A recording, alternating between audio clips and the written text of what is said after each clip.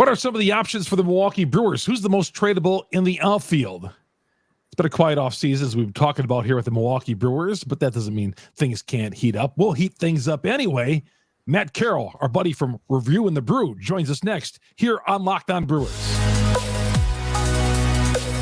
You are Locked On Brewers, your daily Milwaukee Brewers podcast, part of the Locked On Podcast Network, your team every day.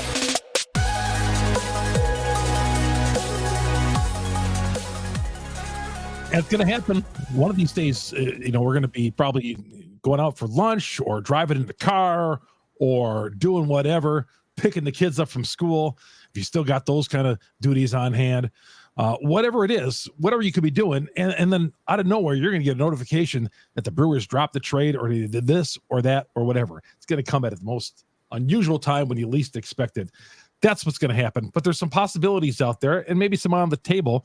We're going to talk about Jonathan India. Seems to be expendable with Cincinnati. And Christian Yelich. That's the first time. I mean, I've thrown that about there, and people have before. But, one of the insiders out there mentioned that maybe Toronto is kicking the tires on Christian Yelich. All right, we'll get to all that covered up here next because our buddy Matt Carroll from Reviewing the Brew is going to join us and solve the world's problems, at least maybe solve some of the Milwaukee Brewers problems here in a little bit. First of all, my name is Chuck Freimund, longtime sports talk show host in the state of Wisconsin. Good to have you along. KFIZ Sports Director, AP, Channel 4 in Milwaukee. It is great to have you on. My first year doing Brewers podcast, my favorite team, talking Brewers baseball with you. You get us on Google, Spotify, Apple. We're on all the major downloads. And, of course, go to YouTube, subscribe by going Locked On Brewers in the search. Hit the subscribe button. Hit the bell there. It's going to alert you every time we drop the episode of Locked On Brewers. All right. It is great to talk with Matt Carroll right now. Matt, joining us. He's been a frequent guest here before. Good to talk to you here on a December afternoon in Wisconsin. Yeah, glad to be back. Been a little quiet on the news front, but that doesn't mean there haven't been rumors swirling and still some work to be done. It's early yet, and I think sometimes we get a little restless, like, oh, boy, something going to happen. But, I think around baseball, there's been a couple of moves, obviously, Soto and Ohtani and all that, but pretty much everything has been quiet so far. Yeah, and, everyone kind of said that Ohtani needed to move to get the market going, and finally, Ohtani ended up making his decision. He ends up signing with the LA Dodgers to just an absolutely insane contract with some crazy deferred money. Nothing that anyone else is going to touch, get anywhere close to the rest of this offseason in terms of free agent signings, but that had to kind of start the market moving. And so that's finally done. I know Yamamoto coming over from Japan, that was another one that they said needs to sign kind of for the pitching market to now start going. So that still has to happen. But hopefully that means we finally get some more free agent signings, because even before that, it was not much happening across all of the majors. Put this in perspective. Ohtani signs for $700 million. The Dodgers probably feel like they got a deal on that. And the Brewers 30 years ago wouldn't give Hall of Famer Paul Molitor $3 million a year. It's crazy the things that you can compare the Ohtani contract to. The Brewers not handing that out. His net contract is about equal to the Brewers, Mark Adonasio's net worth. Yeah. It would take the 10 richest contracts in Brewers history to equal just what Ohtani got. And that's counting what Chourio just got recently for the Brewers. It's just absolute insane money. And he's only going to make $2 million a year because they deferred almost all of it until after the contract takes place. Which it seems crazy that you're even allowed to do that, but it's in the CBA. So good for him, I guess. Yeah. I mean, good for him, bad for baseball. That's what I say. And bad for us, as Brewers fans. It's funny that the richest contracts in Brewers history, see that, Chourio's already on there, has not played an inning of Major League Baseball. Matt Garza on the list, when I saw the list last week, Matt Garza. I mean, that was, and God, he was such a horrible person to deal with in the locker room after games. Just miserable. I couldn't wait till his tenure ended. All right, Matt, what do you think? It's like you said, it's been quiet here. What's the first shoe that's going to drop with this team, do you think? I mean, to me, it's got to be first base. You have to figure something out there. Like, it's nice and all that you brought in Jake Bauers. Jake Bauers is not the solution at first base heading into 2024. He can't be. He's not, numbers wise, not that much different than Rowdy. At least you save a little bit on age, I guess, in that situation. So they need to have a solution for that. That's not Bauers. It's more than Owen Miller, because you're not really heading into 2024 with much. You do have Tyler Black coming up from the minors, and from some of the things that were said by Arnold in his, end of season press conference, it sounds like he's going to have a real good chance to make the team heading into next year. But do you want that to be at first base? Do you want that to be at third base? He can play either one. Even if he does, there was a lot of hope around the Brewers rookies last year, and there still should be. Most of those guys are going to be great, or at least good MLB players, but every single one of them, Wiemer, Frelick, Terang, Mitchell at times the previous season, every single one of them struggled at certain times. So they're certainly not infallible. And I have to imagine the same would be true for Tyler Black. So with what you have currently, you have to solve something at that first base position that really they haven't had a major solution to since the days of Prince Fielder. Isn't that amazing? Isn't that amazing how you would think first base would be like one of the easiest spots to fill? You got to field your position over there, obviously, but there's so many different people that could move to first base. I'm not saying you throw anybody over there, but even third base right now, I thought Matt, going into spring training, I didn't like the idea. I was not a real fan of Urias at third and Rowdy being my first baseman. I just thought I was hoping they could have done better last offseason, but and then Urias got hurt anyway. And then Rowdy never turned out to be, Rowdy was just a shell of what he used to be. And I wasn't a big fan of him before either. Yeah, it was a little shaky at that point. Urias, yes, he had that really good season in 2021. But it still wasn't your prototypical third baseman, more set to be a utility guy, middle infielder, I think is where you feel safer with him. And then, as to be expected for some, kind of didn't quite work out. Brian Anderson started the season pretty well. He was actually one of the most consistent hitters early on for the Brewers in 2023. And then went completely downhill, totally disappeared from the roster at the end of the season, which was one of the weirder things to end that year with. And we all loved him back in April and May, right? We're like, oh my God, this guy's been fantastic. What an arm in the outfield. Right. Thought that was a great bounce back move that Matt Arnold did. And then, it just ended up going, and I know he had an injury too, but just ended up going downhill. Monasterio kind of filled in a little bit at third and, at least stopped the bleeding a little bit at the position. But again, I'm not looking for an Andrew Monasterio to be a full-time third baseman going forward. That's just, the Brewers just cannot operate that way, and I don't think they will. It goes to show, really, it's the two corner infield spots that need a lot of work, and that's something where the Brewers could be exploring, I should say, trade options at those two positions. Man, I always like my first and third baseman. I want them to be a potential, at least a 30 home run guy. Is that asking too much for this team? No, I mean, those are the guys that you need to look for. And, when Vogelback came over for first base, it looked like he was maybe going to be that guy at first. And then, he comes over midseason.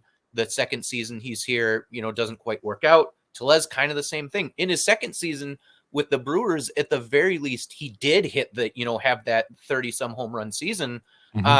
Just couldn't carry it over into 2023. So, we were talking early last year, do the Brewers extend Telez? Is he, going to make his first All-Star appearance based off of how that season began? And then again, just tailed all the way down. But, that batting average came so far down. His OPS was down year after year with the Brewers, and they just couldn't end up keeping him. But back to the drawing board situation once again, those are the kinds of guys that you want at first base and third base. Absolutely. And the Brewers kind of have some of those guys coming up with their recent draft, but they're not going to be ready anytime soon. So you need a solution until then.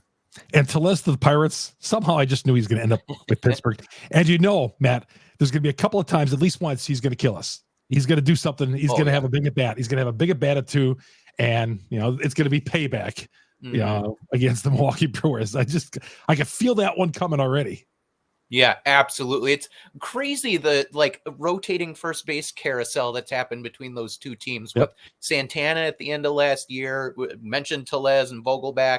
And I oh my gosh, G-Man Choi. The other one recently too. So just first baseman trading back and forth between those two teams is kind of funny. G-Man Choi. Big hit on opening day 2017, I want to say that was. I think so, yeah. Yeah, I think it was an extra innings. All right, hang on right there, Matt. Got to do a quick break here. Chuck Freimund, Matt Carroll, our great guest today from Reviewing the Brew, talking Brewers baseball with him. And the show is brought to you by FanDuel. FanDuel, America's #1 sportsbook. No better time to get in on all the action than right now with FanDuel. They have hundreds of games to go and bet on. And right now, mostly all the sports are going, but baseball, right? You got college football, bowl games, you got basketball, college basketball, you got NBA. You're going to get the playoffs coming up here in several weeks for the NFL. You got Saturday, Sunday NFL. You got it all coming. And right now is a great time to get in because you get $100 and $150 in bonus bets with any winning $5 money line bet. $150 if your team wins. Free money. So if you're thinking about joining FanDuel, there's no better time to get in on all the action right now. Spreads, player props, over and unders. How about those live bets? Try those live bets, man. Those live bets on over. I'm going to tell you something. On over and unders in the NBA, go over, my friend. Those overs, especially those high over and unders, don't be afraid of them. Little advice for your boy Freems here. But hey, do what you want. I'm just saying. FanDuel. FanDuel is America's #1 sportsbook. FanDuel.com/lockedon. LOCKEDON. Again, $150 in bonus bets. Any winning $5 moneyline bet. FanDuel, the official partner of the NFL. This is Chuck Freimund here on Locked On Brewers, part of the Locked On Podcast Network. We are your team every day. Thank you all everydayers for joining us. We're coming back with more of Matt Carroll coming up here in just a bit. But I want to let you know, Google, Spotify, Apple, that's where you get our podcast on all the major downloads, the #1 Brewers podcast on the internet because of you great Brewer fans out there. And of course, go to YouTube, search Locked On Brewers, hit the subscribe button, hit the bell. That'll alert you every time we drop an episode here on Locked On Brewers. We'll come right back after this timeout. Welcome back to Locked On Brewers. Chuck Freimund, Matt Carroll from Reviewing the Brew. Hey, he doesn't sleep as well. He's doing stuff 12 months a year on our favorite local 9 baseball team as well. All the content on there on Reviewing the Brew. And of course, follow Matt at MKE Matt 13. MKE Matt 13. Any significance to 13? Is that were you a Greinke fan? I mean, who wasn't a Greinke fan? But nope. I was born on the 13th, so kind of adopted it as a lucky number. So it's the number that I wore, in baseball, cross country, all that stuff. Yeah, just a lucky number. You and Taylor Swift. That's the only thing I know about her. Yet another thing we have in common. Hey, Matt. You look at this roster, and obviously there's got to be some things that the Brewers have to do. Now, Jonathan India from the Reds, talked about at the top, could be expendable because they got Candelario. India guy who could play some outfield, maybe some left field. Not that you need a left fielder, but maybe an infielder. Do you think that they should invest in, and I'm sure they are. What do you think of Jonathan India? What would it cost to bring him here? I would think the cost would be pretty high. I get that, the Reds maybe don't have a ton of leverage with, their surplus of infielders. Teams are going to know that there's a reason that they potentially want to trade him away. Mm-hmm. Weird that they would, this isn't the first time his name has come up in rumors. I remember in 2022, right after his Rookie of the Year winning campaign, his name was popping up in rumors. I know the Reds were kind of in a little bit of rebuild mode. As a player, he's a guy that, any team should want to have. Great hitter. He's been, put in 3 really solid years in the league. He'll be coming up on his first arbitration year next year, which is why, the cost to get him might be a little high because you've still got those 3 controllable years. There's also, kind of the fit with the Brewers. India has strictly played second base for the most part here for his career. And the Brewers, have one right now in Bryce Terang, who they believe in and really, want to get going. So if you consider a trade for a guy like India, does that mean that you have some sort of a rotation between him and Terang and Adames? Does it preclude a trade of Adames to somewhere else because you are in the last year of his control before he hits free agency? So would it be part of maybe a little bit of a domino effect? But just in general, I mean, if India is available, you got to look into it. In the past, you look especially back to 2018 when the Brewers, brought in Moustakas when they already had a third baseman in Travis Shaw. The Brewers are not afraid to bring guys in and worry about the fit piece of things later. And so if India is available, you absolutely explore that path. And if you can get him and figure out the rest of it later. Yeah, I'm with you on that. I still think Adames is going to get traded. You just keep hearing the rumors about maybe to the Dodgers, that the Dodgers love him and all that. But I wonder what his trade value is since his numbers were down last year. He just didn't, his home run numbers were good, but I mean, everything else seemed to be down. Yeah. He's still got that ability, especially, and you saw it really in the last couple months of the season at the most. Like when he turns it on, Adames can be a difference maker, and I'm sure other teams can see that too.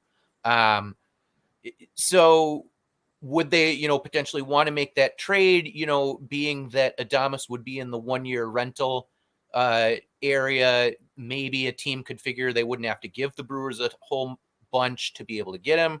And so, maybe that's where you do see a move like that happen. If that's the case, you could potentially then move Terang over to shortstop. And although you take a hit potentially in your offense at the position, huge upgrade, because Bryce Terang is just an incredibly gifted defender. And shortstop is his natural position. Plus, if you were to add India in that scenario, you upgrade then an offense at second base. So potentially maybe even, balances out a little bit. But I also would not be surprised if Adames ends up being traded just because of his contract situation. Sure. It makes a lot of sense. Chuck Freimund here on Locked On Brewers, part of the Locked On Podcast Network. We are your team every day. Matt Carroll from Brew and the Brew, our friend, is joining us here today talking about potential moves for the Milwaukee Brewers. And, of course, one of the inside, I think it was Rosenthal, Heyman, one of the guys. I forgot who it is. He just reads so much stuff every day. That Yelich, that Toronto is interested maybe in Yelich. Now, 4 years ago, if you were to tell me, I wouldn't even think about it, but I don't know if there's anybody who would hate a move of trading Christian Yelich at this point, even if you have to throw some salary in. Mm-hmm. Yeah, I mean, we've seen it's been interesting since Yelich signed that extension. He ends up getting the injury. He ends up having some down years. Had a good 2023, is kind of almost reinvented himself or, rejuvenated himself, let's say, being in that leadoff spot. Had a good 2023 season. Is it to the level, where it's worth what that contract's worth? Probably getting back closer to it, but you want him to look like that 2018, 2019 Yelich based off of what he's being paid. So, yeah, I mean, the thing with Yelich, obviously, is that he has that full no trade clause. So teams can certainly ask, but Yelich would have to give the green light on any move that's made. He likes playing in Milwaukee. He likes the fan base. He's been generally supported, even through these struggles, and, kind of tried to reward fans with coming back out the other side of it. So I think he does really enjoy his time in Milwaukee, and it would take a lot for him to agree to go somewhere else. If it's the case, I would think it would be, agreeing to a move to like a California team. So he would be back by where his, family is and where he grew up. That's what I was thinking. Yeah, more likely California than a Toronto move. But, Toronto's got a good organization. They've made themselves competitive in recent years. And that's something I'm sure that would be very important to Yelich. He's not just going to go to a rebuilding team, obviously. So there's a lot of factors that would have to go into it. You mentioned the contracts. The Brewers would probably have to eat some of that in some sort of move. And the Brewers aren't exactly, one of the most financially gifted teams in the league either. So very low on the chances of something like that happening. But it's still interesting to hear. Yeah, it was John Heyman that had mentioned that. So interesting to hear an MLB insider saying that the tires are being kicked, if you will, on that sort of a move. If you were to ask Mark Antanasio off the record, you still liking that deal you gave Christian Yelich, what do you think his answer would be? I mean, I would imagine his answer would be that he has no regrets about it. And, off the record, even off the record, I really? think, there's more that comes into it than, just the competitive aspect. And from that to that point, the Brewers have been competitive, even with some of those down seasons. They only had that 1 year that they, missed the playoffs in 2022. Yelich has been able to be the face of the franchise, brought in some marketing in that sense. So there have been plenty of positives with that. And he's a businessman. I'm sure he knows that you got to take some big swings every once in a while when it comes to investments. And sometimes they work out and sometimes they don't. And it was, regardless of, how this all pans out once all things are said and done, it was still nice to see them at least make an attempt at keeping a player like a Christian Yelich, because how many players have we seen walk over the years? Going all the way back to the top of the show with with us talking about Paul Molitor walking. We've seen so many players not stay. The Nelson Cruzes, I know he was traded, different story, but the Prince Fielders, Lucroy ended up eventually going. Ryan Braun is kind of the one that stayed. So it's nice when we do get to show that, like, hey, we're a small market team, but we're still willing to invest in guys that are truly important. And I think for those reasons, I would think that an Atanasio would say it was still worth it. All right, we'll come back with more with Matt Carroll. Ask him what outfielder is likely to be traded. Who is the most tradable? We'll come right back with Matt after this. Chuck Freimund, KFIZ Sports Director, longtime host of Locked On Brewers here. Good to have you along. Thank you, all you everydayers, for following us along. By the way, hit me up on Twitter. I gave Matt's Twitter account a little while ago. I'll give him when he come back here on the screen here, I'll give more of Matt's information. But follow me on Twitter, Chuck Freimund, FREIMUND. And, of course, download us on YouTube. Search Locked On Brewers. Hit the subscribe button. Hit the bell. That'll alert you every time we drop an episode. We're coming right back after this quick break. Welcome back to Locked On Brewers. Chuck Freimund, Matt Carroll joining us. Find Matt at MKE Matt 13. MKE Matt 13. And, of course, his work at Reviewing the Brew, working constantly in the offseason, writing great content, as all his cohorts over there do at Reviewing the Brew. All right, the outfield, there's been some rumblings about, maybe a potential trade, internet rumors. This is flying around Twitter and stuff like that, about maybe Mitchell to the Twins and along with Tyrone Taylor for Polanco and Farmer. Who knows? But what outfielder do you think is likely going to get moved? I kind of go back and forth between a couple. Garrett Mitchell and Joey Wiemer are the most obvious ones to me. Joey Wiemer, we saw, I think if you're the Brewers, they really, really like Mitchell. They really, really like Sal Frelick, especially them being former first rounders. Joey Wiemer was always a little bit of a project when they drafted him, and great that he kind of flew up the minors and, ended up being one of the first ones to get that promotion, right after Mitchell. And then literally a day after Bryce Terang's debut on opening day last season. But he struggled a little bit. He does have that swing and miss potential. He does have that, that batting stance and swing that, they're always, kind of trying to work with. So from a Brewers standpoint, I could see where they could look to see if another team wants to take that chance, see if they can work with him and turn him, because Joey's ceiling is, astronomical. He could be, just an absolute slugger and run producer. But he does have those concerns. As another team, I would think Mitchell is the one that you want to go and get. We saw what he can be as kind of a spark plug for the Brewers at the end of 2022 and even a little bit at the beginning of 2023. If you're looking for someone who can maybe be a little bit better of a contributor right now, and you're another team, maybe you're wanting to get Mitchell as, sort of a leadoff guy or a table setter, which is where I think that there's just as much possibility that he's the one who ends up getting moved, because you got to look from the other team's perspective too and what they're actually wanting. Yeah, if they see holes in Wiemer's swing that they feel like that nobody can fix. But here's the thing: if you trade Wiemer, you hate for him to go on to a different team, and all of a sudden he's stealing 30 plus bases and playing the A plus outfield and 30, 40 home runs, and you're like, oh man. And then you're sitting with one of these other guys who, hitting 250, 10 home runs, one of those kind of things. That would be just, that would be the problem with trading. But you have to take a chance, obviously, somewhere and deal one of these guys.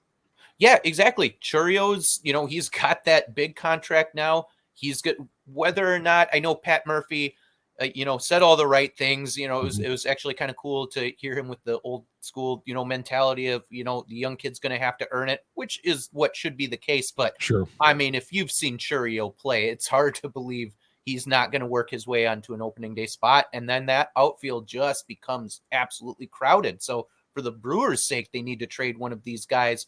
Nice to have depth, but it's also nice to have assets to use in terms of a trade. And we already talked about them needing a first baseman, needing a third baseman, needing a DH, potentially here. So it makes a lot of sense to trade from an area of depth. That's the best way to be able to make trades without hamstringing yourself going forward at a position. And so it's easy to believe that one of these guys ends up being moved.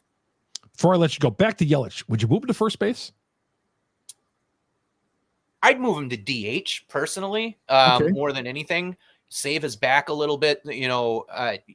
Basically all the other outfielders that you have are better defensive outfielders than Yelich. That's not to say Yelich is particularly poor. His arm isn't great, but he's definitely been okay in the outfield and got better last year. It just speaks more to just how really, really good all the rest of the Brewers outfielders are defensively. So I'd move him over to DH. I think it helps him a little bit health-wise in that situation. In terms of first base, the Brewers, we saw last year, their defense really helped them out at multiple positions last season, and helped, overcome a little bit when they did go through those offensive funks. And that goes for first base too. So I'd rather see someone who's a more natural first base fit, and someone who can kind of hold their weight a little bit more defensively, just as much as offensively. Always a great guest and terrific content as well. Matt Carroll, reviewing the Brew. Again, follow him at MKEMatt13. Matt, have yourself a great Christmas, and we'll talk to you after the new year, my friend. You bet. Thanks for having me again. All right, that's Matt Carroll from Reviewing the Brew. Chuck Freimund here, Locked On Brewers. Again, download us by finding us on YouTube. Go to Locked On Brewers on YouTube, and hit the search button. Enter Locked On Brewers, hit the subscribe, hit the bell, and of course, Google, Spotify, Apple. We're on all the platforms for downloading the audio podcast of Locked On Brewers. This is Chuck Freimund, Locked On Brewers, part of the Locked On Podcast Network. We are your team every day. Talk to you tomorrow, everybody.